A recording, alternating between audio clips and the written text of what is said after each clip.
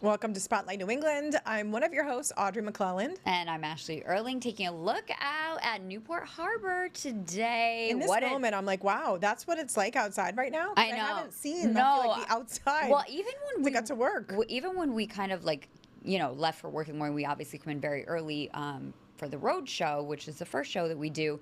And it was thick. It was really the humidity today. It's funny because I remember this week I heard on the news at night Tony Petrarca saying it's going to be oppressively humid. Yeah. And I would definitely say it was oppressive. I'd still rather have that than snow. I'm still not over last winter. No, my sister. I don't think I'll ever be over last winter. My sister posted a video today, and it was of her husband taking like the feet of snow. Yes, you know what? Your sister traumatized me. Yes. Because I think that's why I'm saying that. Because now that you're saying that, I definitely saw her post, and I was like, you're right. I'm not complaining. No. And I never really complain about the heat like because I do love it. Yeah. So, I mean, I honestly could live like this year round. I know, like, you no could. joke. I really would need fall still in some way, shape, or form. I'd be good just like this. I know you would. Tank tops and shorts, I'm good to go. You would be good in Florida, I think. I would be. We're definitely going to be snowbirds when we're Are you older. going to? Not even a question. Yeah, as soon as I can do that, I will. Interesting. Yes, I love the that. Rhode Island pipeline. Yeah.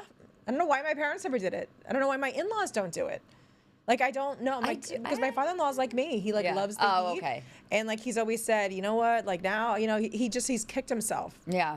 But I'm not going to be kicking myself. No, you're not going to be. No. You're ready to go. You're ready to go. So we had on a really Rhode Island place today on the road show. Yes. Nordic Lodge was on because the Charlestown Seafood Festival is this weekend, and they've been affiliated with them for many years. Right.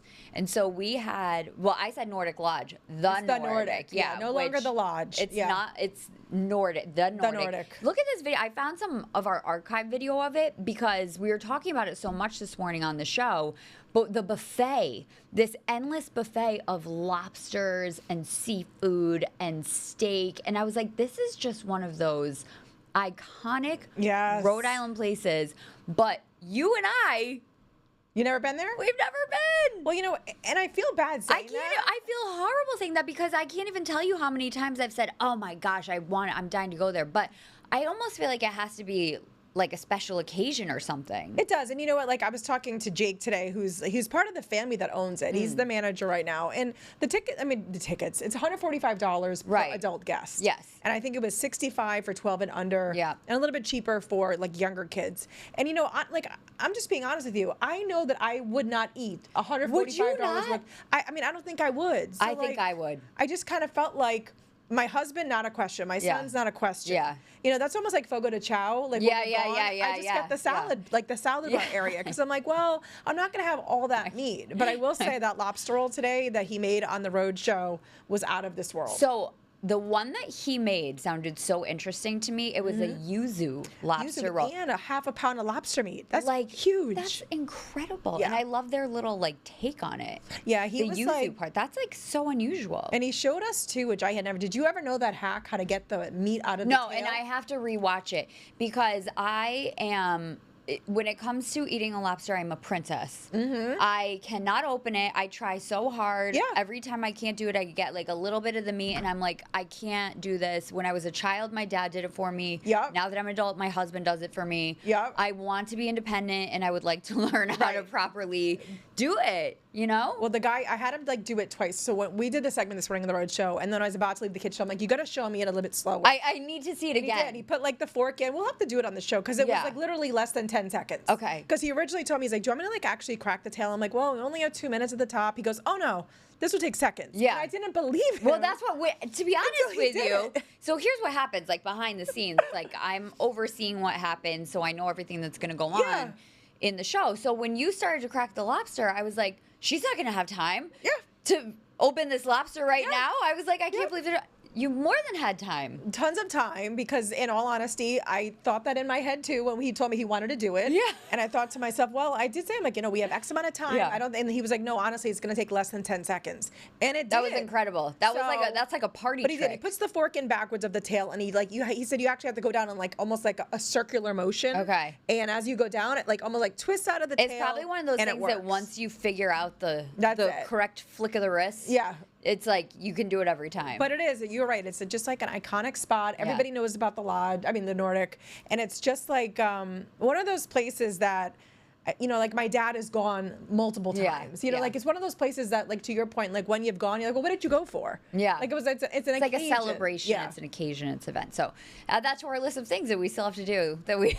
And now I want to. Like, I really want to. He was here today. I'm like, I gotta go. Do you like shrimp though? Because I do love shrimp. So like, I think you would eat a lot of shrimp. Yeah, I mean, I would if I went. I would definitely make sure I ate my worths. Lobsters are expensive, but not necessarily that filling. So you could have 2 lobsters. And in all honesty, like, you know, he did say, because I was like, you know, what is like a market price right now for like lobster? What is it? They're about like $40. Yeah. So you would between your like shrimp and your lobster. Yes. You would. All right, add it to the list. Stick around. We have plenty more coming up today on Spotlight New England. A fantastic guest is joining us right after this break.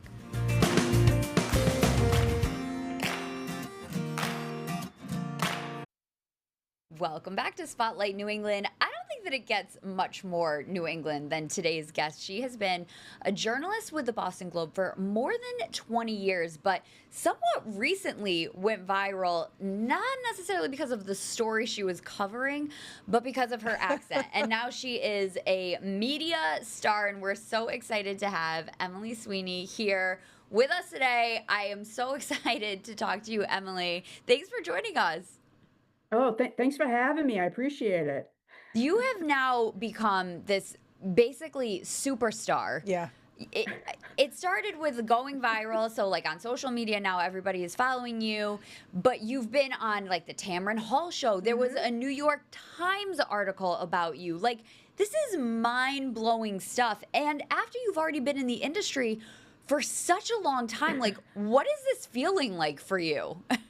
You know, I'm just really excited because it's drawn attention to the Boston Globe, and, you know, I can't really walk down a street now without somebody like yelling like, "Hey, Globe," you know, and the fact that, you know, people are, you know, talking about the paper and the great journalism we do, I couldn't ask for more. So I have to say this morning when like, you know, wait a second. The Emily Sweeney. Yeah. Like, you know, it was, you know, because listen, like, you know, I know like actually like a million Sweeneys, and I'm like, I'm hoping this is the Emily Sweeney. So that's honestly like what the first thing that came to mind was how excited we were to be on with you. Oh my God. It's so, yeah. You're literally a star. Oh my God, you have to go. I was looking at the buffet and you guys were talking about how to, you know, crush a lobster, and I need a lesson. I think we should go down there and do a video. Right? All right, it's gotta be easier than what you. I was gonna say, do you guys cover? You don't cover this far down, right? We cover all of New England. So all of New England. So yeah, then you gotta go. You gotta go to the Nordic. All of us together. Yeah, we'll come with you. We'll help. We'll be your camera people. Yeah, total collab. I see it. I love it. I absolutely love it. But let's talk a little bit about your career, because what I do love about this story, as somebody who's also been, you know, in the news industry and in the television industry for about as long as you have been, what I love is that you are a true journalist, and now you're kind of doing this in a new way, because obviously social media wasn't even around when we all started doing this. So I love that you've been able to now continue what you do, and you're so good at what you do, but do it in this new way. Yeah, no, it's been really great. And I'm on social media, and I have been like, I'm on all the time. So, you know, being able to bring my work more onto that platform, we're posting videos on TikTok, Instagram, YouTube, is just, for me, it was kind of natural. And I'm just really happy to be the bridge that's doing it like more, and we'll be doing more of it. You know, the Globe is, I give credit to the Globe too for giving me the freedom to be able to do some of these videos after that first one went viral. It's amazing. You know, Emily, what made you want to jump into this industry in the first place? I mean, I'm sure everybody goes into it for different reasons, but was it a passion of yours from the start? Yeah, you know, I've always been into media. When I was like younger, like real little, I would make little fake radio broadcasts with my boombox, you know, recording on cassette tapes and like interviewing my friends. And now I still have those tapes too, which is like a podcast. Oh my God, that's awesome. I love that. Okay, wait, was your accent as strong even then? Yeah, because I played it back, and I'll send you guys a clip too. But yes, I'm on there saying like my Oz is that what gets me. It's It's so genuine, though. I feel like, obviously we're used to the accent. So that's how my dad talks. When he said paper, I was like, oh, that's like for us, it's very like normal, almost comforting, right, in a way to hear. But have you been surprised by the reaction from, I mean, it's really, I guess, nationwide, that people are like, oh my God, it's like such a thing that to you and to many, many people around you every day is completely normal. Yeah, it was very surprising. Like the first video, when I was looking at the comments, again, I was reporting, just giving a straight news report on a robbery, a home invasion that happened at this mansion up in Beverly. And, the fact that so many people are just like commenting about, like, they were like spelling out intruder, like, caretaker, and, all the words I was saying. And I was like, was anybody like really listening to the story? Right. Like, you're like, there was an intrusion. Yeah, it was really surprising. And to me, I still think I pronounce those words totally, it sounds totally normal in my head, Yeah. Yeah. But yeah, people got a kick out of it apparently, and they still are. So, and whatever gets eyes on our journalism, I'm like, great. Kind of going back to what Ashley said, because, as journalists, I mean, you were obviously in the news industry for as long as you both have been. How hard has it been for you? I mean, obviously you're doing the videos now, but let's be honest, like 5 years ago, I mean, we had to, before like videos really became big on TikTok, you still had to adapt to social media. So how has like the evolution for you been throughout the years? Because let's face it, like I feel like every 2 or 3 years, Emily, there's something new that hits that's a different way to get news out, to process news, for people to really engage with a news story. So how have you been able to really kind of like pivot and really evolve with that? Well, I'm kind of like a tech geek, and so I've always been into like kind of the latest technology, the latest social media platforms. And so for me, it was really, it just seems normal. So, I spent a lot of time on earlier platforms and, talking with editors about, being able to post stories, on social media. So it was just really kind of natural too. And I've always enjoyed making videos. We have a great video department at the Globe. We have like an Emmy award-winning department. And the fact that I get to work with them more now, it has been like amazing. So it was pretty easy transition for me. I love that. Then you're the right person for it. And I love, though, that, I mean, you're kind of a trailblazer. I mean, you are a trailblazer, not kind of, because didn't they now just make a new position for you? Yeah, so my official title now is social video journalist, and I'm so proud to have that title. I've been a staff reporter for a long time, but to do social media and video and still do journalism, important journalism, I'm just, it's like a dream come true. I'm pinching myself every day. I'm like, it really is, and that's why I love this story so much, because I think that just what you said, like, it's bringing attention to journalism. You're doing true journalism still, but you seem to, just hit a vein that people are really responding to. So it's opened up the door to be able to meet people where they are, and still provide, the same coverage that you've always done. But it's like a whole new audience, I'm guessing. Yeah, I'm hearing from people all over the world, different countries. I'm also getting so many story ideas and tips, like really important tips, some of which have to do with unsolved murders, like all types of, the information is coming in like crazy. And so again, you got to attribute it to, not only the good work we do at the Globe, but the power of social media. And it's been really great. It's like renewed my faith, honestly, in journalism and the media industry. Because as you guys know, legacy media organizations, it hasn't been an easy time in recent years. So it's been great. Yeah, it speaks to, we talk about this a lot between the two of us, that, you have to kind of embrace where we're at with the social media. Our show here is on our streaming platform. We're so excited to be able to have a streaming platform and have a show over here to be able to do, entertainment and lifestyle in kind of a little bit of a different way. So I love that you feel that way too, that this is an opportunity to kind of embrace it and help media evolve, because it is so important.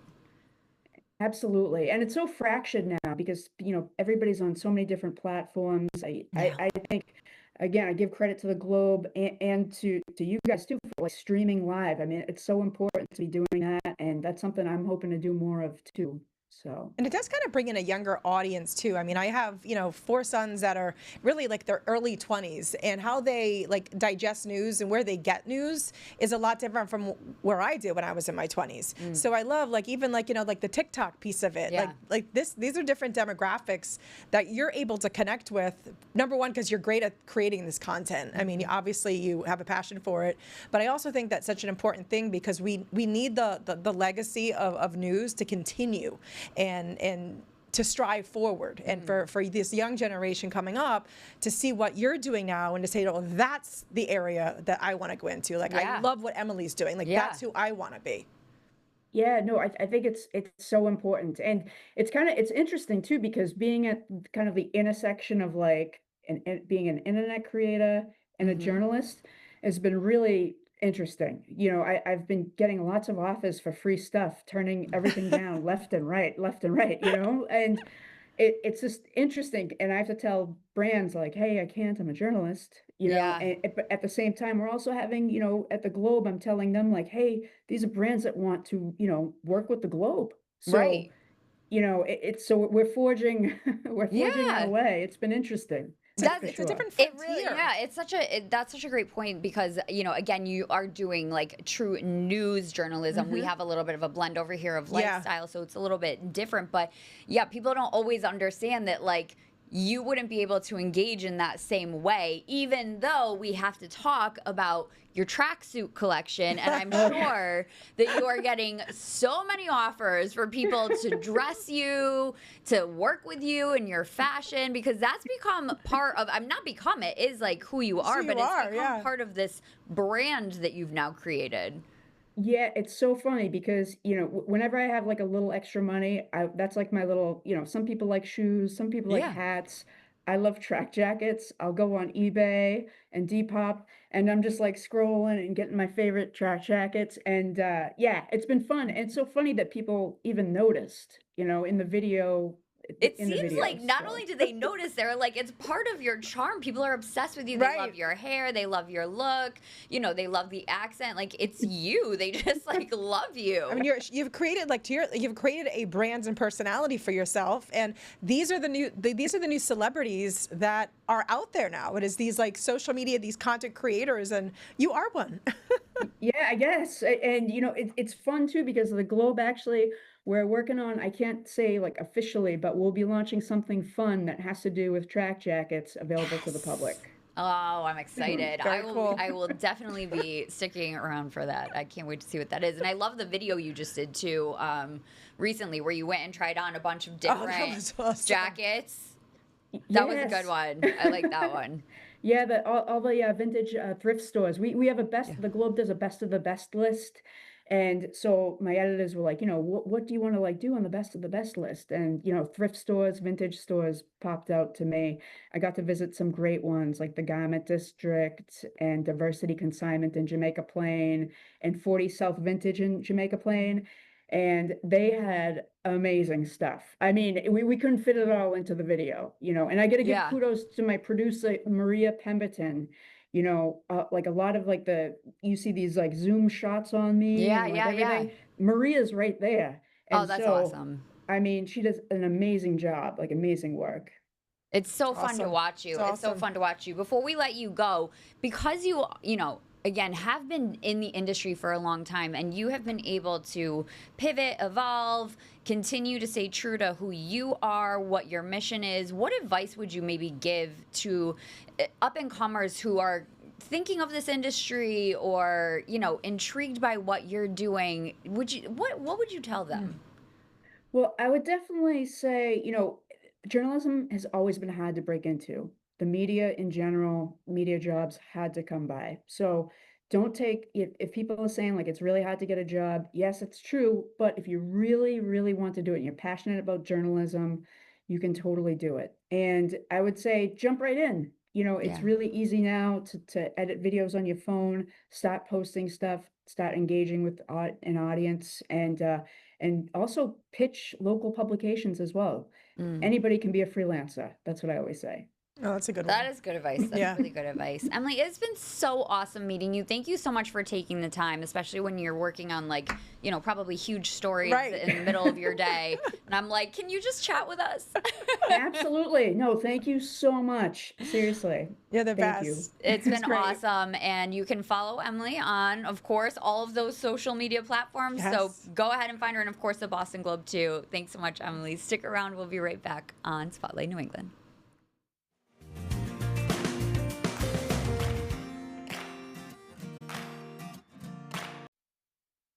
Welcome back to Spotlight New England. It was so exciting to talk to Emily. I was really looking forward to that. Unbelievable, truly unbelievable woman. I could talk to her for an hour. I was like a little nervous to talk to her because she's so cool now and she's such a like star on social media. She really is. But she's so like genuine and down to earth. And I'm just, I don't even know her, but I'm so happy for her success because you can tell that she's somebody who's done the work all these years. Yes. And still was loving what she was doing. She just happened to like now fall into this. So I feel like, she really deserves it. She's like a hard worker. I remember seeing that video that went viral of her talking about the intruder. Yeah. And I remember like people like, it was like they needed captions. It is, I guess, it is like funny. It's like Island when they have to put captions on Alicia. It is. I mean, hers is really strong, but like it's, to us very normal, and I just like I love it. I find it very endearing. I mean, my dad definitely does have more of a Rhode Island accent. That strong of an accent? Not as strong as Emily's, but like I mean, there are times that go to the car. Yeah. Where's the butter? Yeah. So like just like certain words. So like even like to your point, talking to her, it's like right, like it's home. It's like it's home. But I also love that she kind of has this like signature style. Mm-hmm. Again, like. Exactly how she is how she always has been. So she loves that like track jacket. She just looks cool. She's so like effortlessly cool. So cool. But I think it's funny how this all kind of came together for her because you couldn't even people try to be that calculated and planned and be like, okay, I'm gonna have a signature look. I'm gonna make this type of a video. I'm gonna go viral. I'm gonna whatever. And she just. It's like the gods of social media. Like, nope, this is how the universe works. Right? It just happens. Yeah. Yeah.